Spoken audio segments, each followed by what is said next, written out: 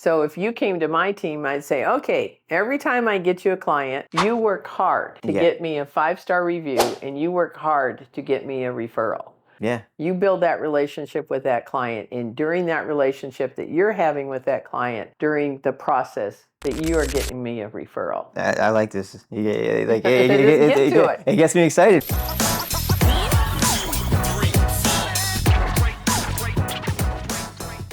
When Monica Reynolds introduces herself to someone, what do you say? I've been in the real estate industry for 44 years, talking about my career, and my passion is helping agents build a business and a life by design, and to get what they want in the time they want. So as far as from a coaching perspective, did you think when you entered in the real estate industry realm that you would be where you are today? Oh, no. I got in the real estate industry when dinosaurs were walking around. We didn't have computers. We didn't have cell phones.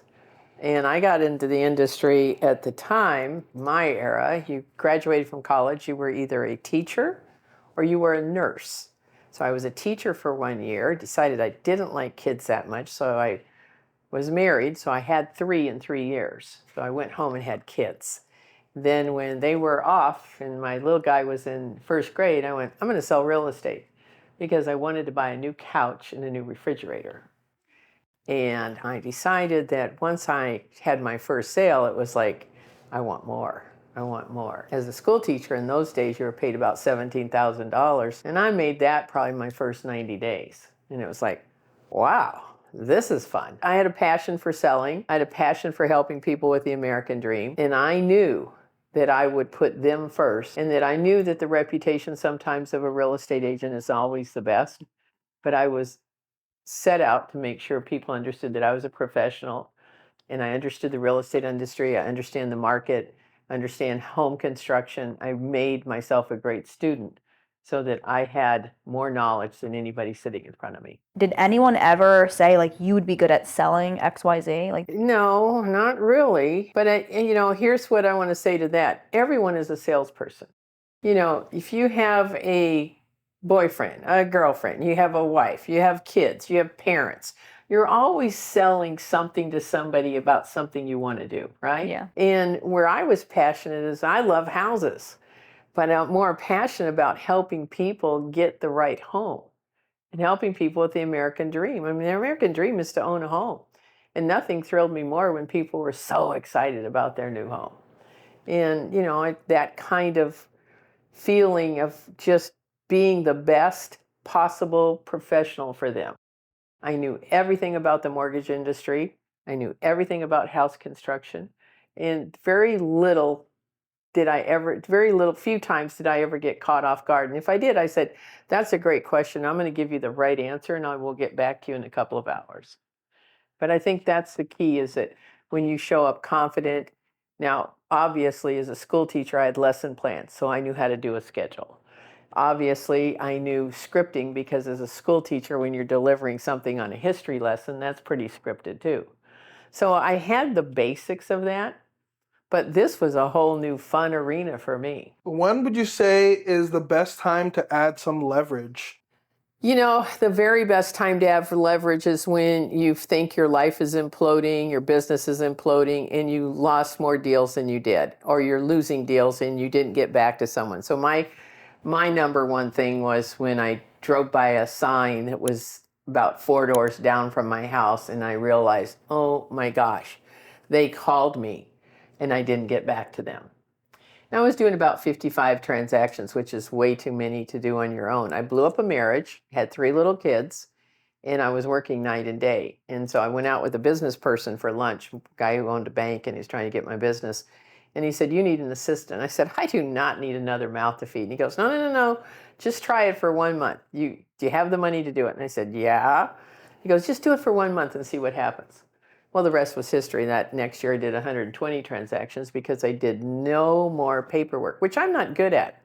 I'm a high D. I don't like the paperwork. So my paperwork could get a little goofy every now and then, to be totally honest.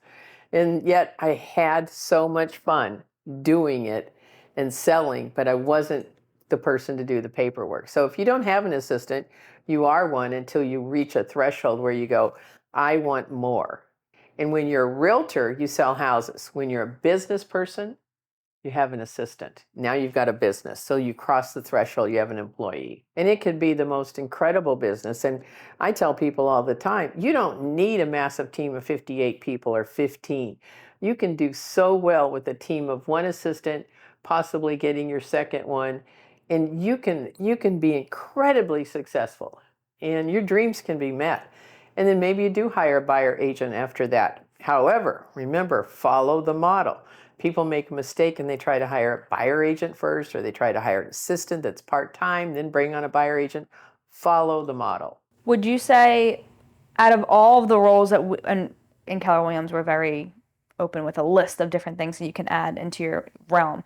Out of all of the salaried roles, what do you think yields the most, or provides the most leverage, or yields the most profit to a rainmaker to add? Versus like a showing assistant or an admin or a director of sales or... Well, each one should have their ROI, return on investment. So when I look at where the most profit can be made, I think it can be made with one assistant. If that one assistant is trained to ask questions like, by the way, before I let you go, our business is based on referrals from great people like you. Who do you know right now is thinking about buying or selling? We'd love another great person like you.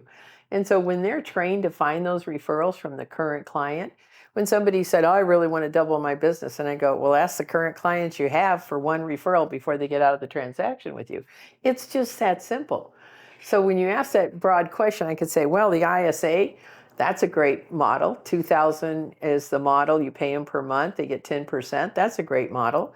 Director of sales, director of lead gen, they're all great models, but you start with a basic assistant.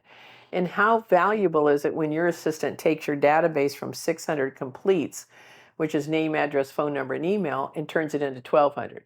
The next year it's 2,000. What is the value there? So it's priceless. I mean, what that assistant can do for your database, for your clients, for customer service, for repeat and referral business, but more importantly, to think about this, building the systems that are duplicatable and scalable. To me, that's the foundational return on investment is your first assistant. Yeah. I love how you mentioned training your team, your admin, to just ask the question. And that's what I started doing about a year and a half ago, 2 years ago. And that's something that I learned from Mike Hicks, right? Uh-huh. So The promise. the promise, I always set the expectations and I share the promise with everyone. Yeah, I promise you that during our time together, our goal is to deliver a 10 plus experience. Now, we know it's real estate and people, right? And so during our journey together, all I ask in return is that you absolutely find me one more great client like you. And so if you ask enough, they will do it. But you can't ask once and move on. Yeah. And, it's so to me, when agents say, gosh, I need more business, I go, call your past clients. Call those people first. Call the current clients. Say, I'd love some help. I have a goal to help 30 more families this year with the American Dream. I mean, that's my favorite script. I'd love to help someone you know. Who do you know right now? If they say, I can't think of anybody, you go, great. Do you mind if I check in with you time to time? Because now that I've asked you, you're going to hear about somebody. What was like the first milestone that you felt? Well, the first milestone, I was Rookie of the Year. Rookie of the Year, I think at that point was 25 transactions in Fargo, North Dakota. I was lucky enough to start with the Century 21. They are the only ones that had training. So remember, I come from a school teacher background. So I researched and I said, okay, I could go to Coldwell Banker. I could go over here to Remax. I could go to Century. I'm going to Century 21 because they had what was called 2-in-1 training. Now that was just stupid between you and me because it said take 2 listings and have 1 sale per month. So I looked at that and you go, well, that isn't going to work for me. So I said, okay, I'm going to change this. It's going to be 2 listings a week and 1 sale a week. So I changed that 2-on-1, but it was a good structure. They had scripts at the time. And then I moved on to Coldwell Banker, and then I moved on to building my own company. Nice. So when did you decide to take the leap and decide to help others and train others in regards to leverage and admin duties? So weird. I spoke at National Association of Realtors probably in the 80s. They asked me to speak because of my track record, and I'd moved to California. And then I was contacted by Dearborn Publishing, which is now Kaplan, and they had heard me speak. Someone in the room said, "We'd like you to write a book on assistants." And I said, "Oh, okay, great." So that was in the 90s, and so I wrote that book and several others. And so that kind of got me on the speaking circuit. People would ask me to come and talk at RE/MAX and different conventions and Coldwell Banker and stuff. So that kind of got me into that teaching realm.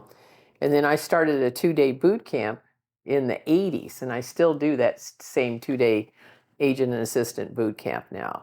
So it just evolved. It kind of like I swung back into teaching and coaching, and I've been doing that for 25 years. Well, if you had a real estate crystal ball, what do you think it would say, Monica? About real estate today, Yes. it's what's between your ears. It's mindset. People have to buy, people have to sell. And there's categories where the business never changes. So if I was going to talk to some younger realtors, I would say, go look at probates. Go understand probates for your state. Okay, go look at senior citizens. Get a senior citizen package together because they have the most wealth. 70% of all the listings right now, when I did a poll with a lot of the coaches at MAPS, are 60 years and older are the listings. They've got the money, they've got the ability to move and do things. The other one is out of area absentee owners. That's a deal. That's always happening.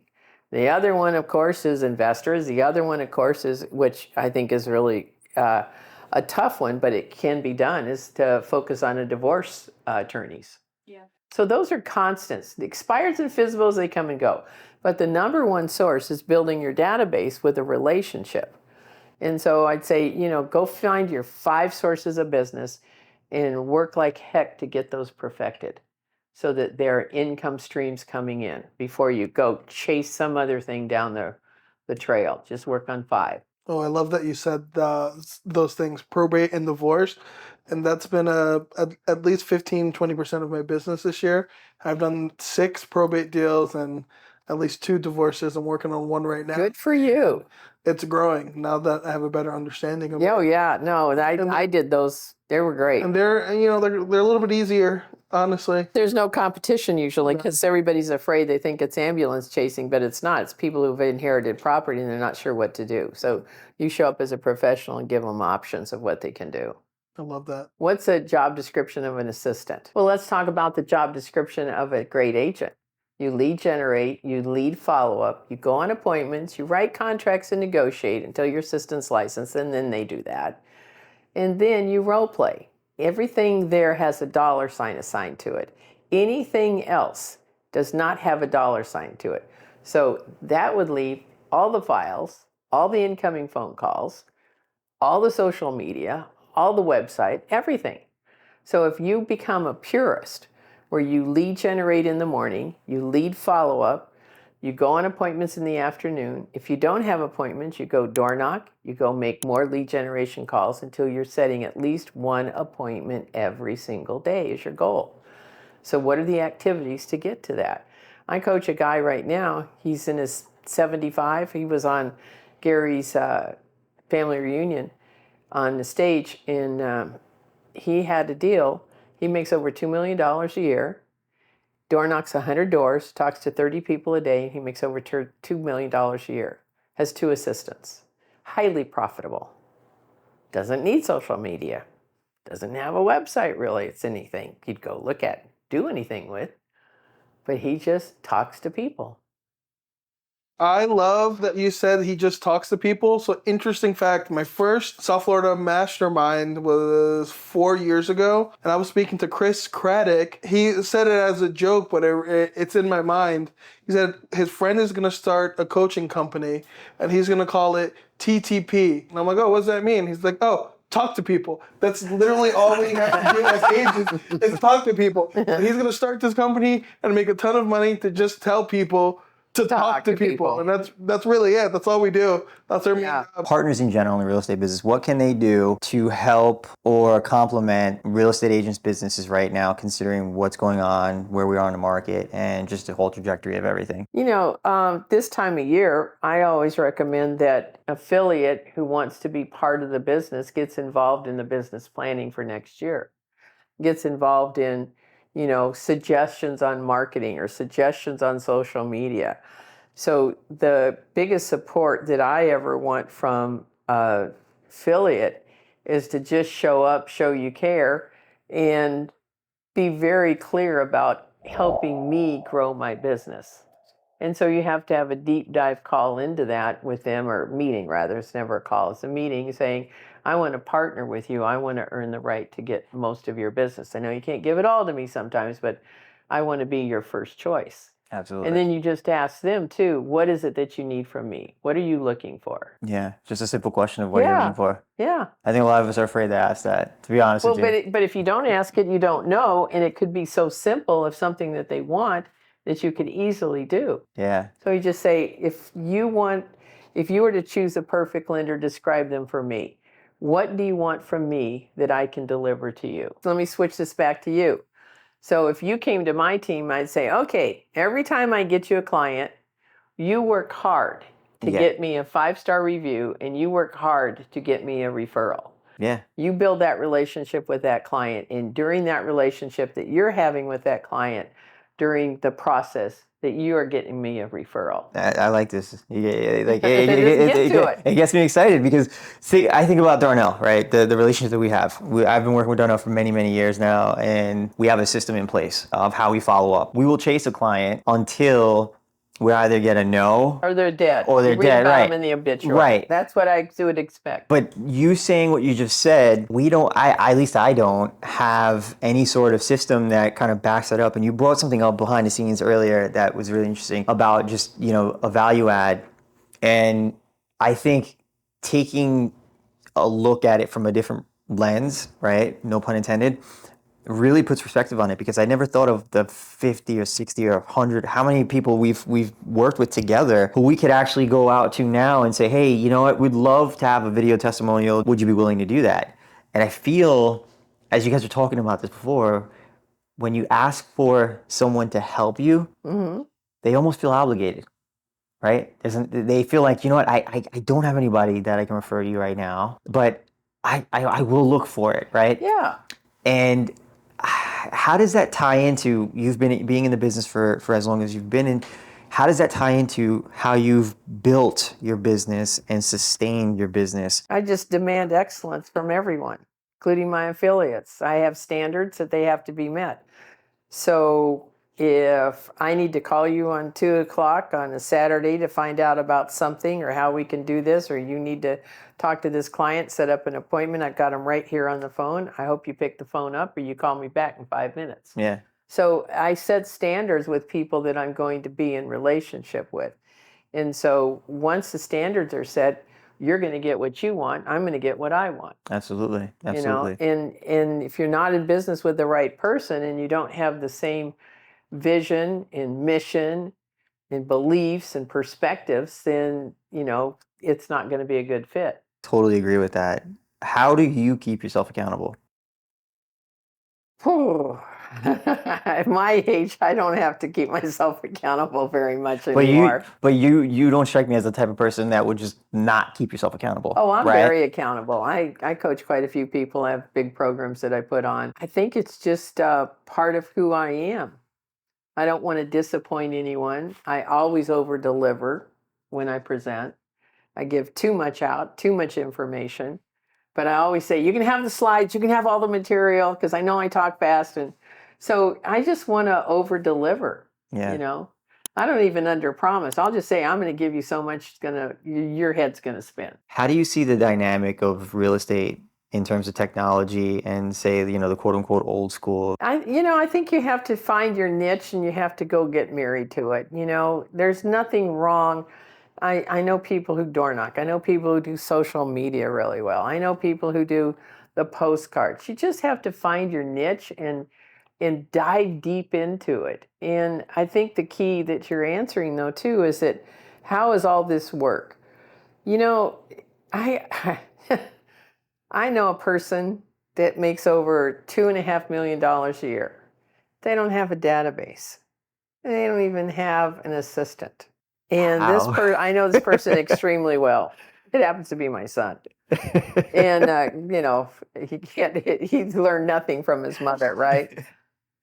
But he has relationships. Yeah. He is a relationship realtor. So I'm never going to say, you need technology, you need this.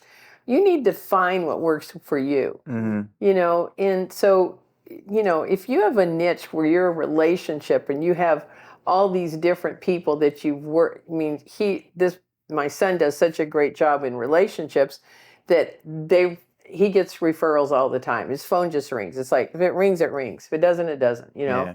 It's like, it's so against everything that I go teach, right? Yep. But it goes back to relationship. What Yeah. does it do for you? So he has built these relationships on different things that he does with bike riding, with golfing, with all this other stuff that he does with his high-powered group of men. It's awesome. Yeah, but he found that niche. Yeah. And so you have to find your niche. I love that you say that. That reminds me of something I went over with James Shaw a couple of years ago when he started the Pivot community. And it's lead generate where you love, right? So whatever it is that you love doing. So for me, I love to go out to eat, and so I do my masterminds around at different restaurants when I travel, and my cooking videos. Other people love, CrossFit or yoga or tennis, and so many agents do big businesses now with these client events. So you've got to figure out what are the sources of business that you love to do, and then you do that. And if you marry into technology with all that, sure, you should have a database. Absolutely. That's the only thing that you have when you want to step to the side or back or out of the business. So when you're ready to exit, you've got to have a database if you want to have any kind of income coming out of that in the future. Absolutely. I have a kind of a different dimension of a question here. Given where we are in the markets and everything else, when do you know to call it quits? When you know that you're absolutely done, you feel like you've done everything, but you just can't push any further. How do you, because we know it's inevitable, people are going to be leaving the industry. Gosh, it's just a tough one because, okay, so you look at other opportunities. So when I finally stopped selling real estate in 2017, Yeah. I was taking about 175 listings, running a team. The rainmaker never walked in the building for 7 years, and every year he netted $1 million. So it's a pretty good 7th level team I ran. But I learned a lot there. But there was a point where I said, okay, I'm not going to be in real estate anymore because I got what I needed out of real estate. And, then I transitioned into full-time coaching. Then I transitioned to be the VP of MAPS. And then I transitioned back into coaching. So it's, there's opportunities in Keller Williams, but you've always got to be sort of looking over the fence, but build your base first. So when I decided to transition, I could afford to transition. I could afford to do it. So you have to set your plan and build that life by design. Now, should I be sitting here talking to you guys? No, I could be at the pool having a margarita with my grandkids, right? Not them having one, right? I'd need one to be around them. But then again, I'm passionate about what I do. I love what I do. And so I choose now the things that I want to do. So when you say, when do you know you want to step back? When you don't serve the clients well. When you don't wake up every day with a smile on your face. When you wake up and you go, oh, I can't believe I got to do this again today. Yeah. I mean, I was always excited about going to the office and to see what I could blow up, What fun could I have today? What client could I help with the American dream? That's what awesome. problems could I solve? That's amazing. Every day is different. And so if you've lost your passion, go find another one. But don't put your lifestyle or your family in jeopardy if you're unhappy. Figure out how to make enough money to transition. Yeah. That's awesome. Love it. Does anyone else have any more questions? I know Monica needs a margarita. I have one more question, and you, I believe, answered it before I even got to ask. But that was when Will was about to sit down. What's one question that you wish you were asked? My email is monica@kw.com, and I worked hard for that email. Not everybody gets those kind of emails except for Gary@kw.com. So I guess the question that is, when I think about it, real estate's super easy, and don't complicate this. It's about systems. It's about finding 2 or 3 lead generation systems that work for you. It's about you being passionate about the job and a professional. Learn your craft, learn how to help people make the right decisions, and do the right thing. Do the win-win or no deal every single time. And you'll win. You'll win the game of life. You'll win the game of real estate. So go win.